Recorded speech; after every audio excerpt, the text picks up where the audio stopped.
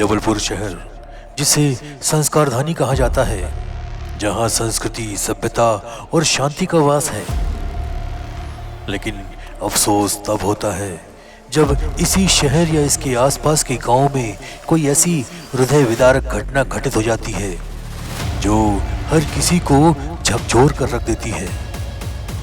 यहाँ जहाँ परिवार और समुदाय एक साथ रहते हैं, वहीं कुछ घटनाएं सब कुछ बदल देती हैं।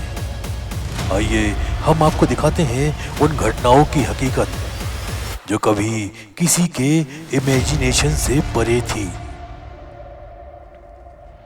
स्वागत है आपका क्राइम स्टोरीज के इस श्रृंखला में, जहां सच फिक्शन से भी ज्यादा अजीब और भयावह होता है।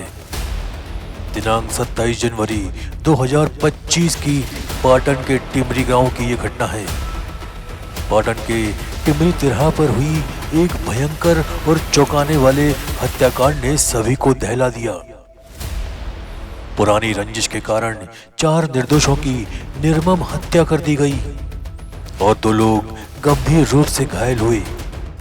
आज हम इस सनसनीखेज अपराध की परतें खोलेंगे, इसकी तह तक जाएंगे और जानेंगे कि क्या वजह थी जो इस खौफनाक घटना को अंजाम दिया गया। अगर आपको असली अपराध की कहानी सुनना पसंद है तो हमारे इस चैनल को लाइक करें, सब्सक्राइब करें और बेल आइकन को दबाना ना भूलें। तो आइए सुनते हैं टिमरी गांव का ये सनसनीखेज हत्याकांड। यह मामला एक सनसनीखेज और जघन्य हत्या का है, जिसमें पुराने विवाद और रंजिश के चलते एक ही गांव के कुछ लोगों ने एक परिवार के 4 लोगों की बेरहमी से हत्या कर दी और 2 लोगों को गंभीर रूप से घायल कर दिया। यह घटना जबलपुर जिले के पाटन इलाके में स्थित टिमरी तिराहा पर हुई, जो अब तक एक शांतिपूर्ण और सामान्य गांव माना जाता था। लेकिन इस हत्या ने गांव को दहला दिया और सभी को यह सोचने पर मजबूर कर दिया कि क्या कभी किसी ने कल्पना की थी कि यहाँ भी इतनी घिनौनी हत्या हो सकती है। आइए देखते हैं घटना का आरंभ कैसे हुआ। यह घटना 27 जनवरी 2025 की सुबह लगभग 9:30 बजे की है, जब चंदन पाठक, जो टिमरी गांव का निवासी था, अपने मामा के घर पर बैठा हुआ था। अचानक उसे सूचना मिली कि टिमरी तिराहे पर मनोज साहू और अन्य लोगों से उसका पुराना विवाद फिर से उभर के आया है। चंदन ने यह सूचना तुरंत अपने रिश्तेदार मुकेश दुबे और विपिन दुबे को दी और वे दोनों तुरंत मोटरसाइकिल पर बैठकर घटनास्थल की ओर चल पड़े। चंदन पाठक के मन में यह था कि वह इस विवाद को हल करने के लिए पहुंचे हैं, लेकिन उसे यह नहीं पता था कि यह विवाद किसी बड़ी त्रासदी में बदलने वाला है। आइए जानते हैं घटनास्थल पर क्या हुआ। जब चंदन पाठक, मुकेश और विपिन तिराहे तक पहुंचे तो उन्होंने देखा कि वहां पहले से ही गांव के कुछ लोग एक साथ खड़े थे। पप्पू उर्फ नारायण साहू, चंदू उर्फ चंद्रभान साहू, दिनेश उर्फ दिन्नू साहू, मनोज साहू, संदीप नामदेव उर्फ लाली उर्फ लुलिया, अमित साहू और अन्य लोग हाथों में घातक हथियारों के साथ वहां पहुंचे थे।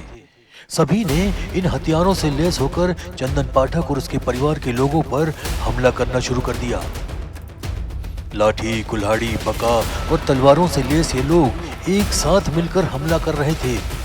पहले तो चंदन पाठक और उसके ममेरे भाई सतीश पाठक उर्फ कुंजन पर हमला किया गया।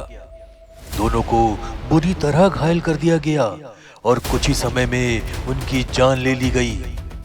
फिर अनिकेत दुबे और समीर दुबे, जो इस संघर्ष में बीच बचाव के लिए आए थे, उनकी भी हत्या कर दी गई। केवल मुकेश और विपिन को गंभीर चोटें आई, लेकिन उनकी जान बच गई। हमला करने के बाद ये सभी आरोपी अपनी सफेद रंग की क्रेटा कार में सवार होकर मौके से फरार हो गए। घटना की सूचना जैसे ही डायल 100 को मिली, पुलिस फौरन घटनास्थल पर पहुंच गई। पाटन थाने और नुनसर चौकी की पुलिस ने तुरंत घायलों को इलाज के लिए अस्पताल भेजा। मुकेश दुबे को मेडिकल कॉलेज जबलपुर और विपिन दुबे को स्वास्थ्य अस्पताल जबलपुर में भर्ती कराया गया। दोनों की हालत गंभीर थी, लेकिन समय रहते इलाज होने के कारण उनकी जान बच गई। इस घिनौनी हत्या की सूचना वरिष्ठ पुलिस अधिकारियों को भी दी गई। जबलपुर संभाग के police commissioner Shri Abhay Verma, police महानिरीक्षक श्री अनिल कुशवाहा और जबलपुर के कलेक्टर श्री दीपक कुमार सक्सेना खुद घटनास्थल पर पहुंचे। उन्होंने घटना की गंभीरता को देखते हुए पुलिस की टीमों को आरोपियों की जल्द गिरफ्तारी के निर्देश दिए।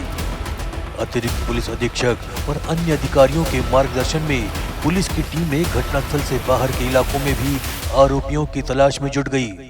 अधिकारियों की पूरी कोशिशों के बाद पुलिस ने आरोपियों को पकड़ने में सफलता प्राप्त की। 9 आरोपी फरार थे, जिन्हें पुलिस ने जांच के दौरान गिरफ्तार कर लिया। गिरफ्तार किए गए आरोपियों से पूछताछ की जा रही है ताकि घटना के सभी पहलुओं का खुलासा किया जा सके। प्रारंभिक पूछताछ से यह ज्ञात हुआ कि इस हिंसा की जड़ पुरानी रंजिश थी। टीमरी तिराहे पर चाय की दुकान पर चंदन पाठक और मनोज साहू के बीच कोई पुराना विवाद चल रहा था, जो धीरे धीरे बढ़ते बढ़ते एक भयंकर हत्याकांड में बदल गया। मनोज साहू ने अपनी गैंग को एकजुट कर लिया था और चंदन और उसके परिवार को सबक सिखाने के लिए ये हमला किया गया। पुलिस ने आरोपियों के खिलाफ सख्त कार्रवाई करने का निर्णय लिया है। आरोपियों के खिलाफ विभिन्न धाराओं में मामला दर्ज किया गया है, जिसमें हत्या, हमला और अवैध हथियारों का इस्तेमाल शामिल है।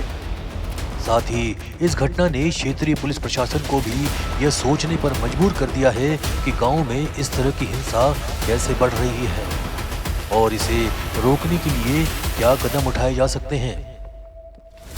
वर्तमान में पुलिस मामले की जांच कर रही है और जल्द ही सभी आरोपियों को कोर्ट में पेश किया जाएगा। यह घटना न केवल एक परिवार की मौतों का कारण बनी है, बल्कि पूरे गांव को दहला दिया है।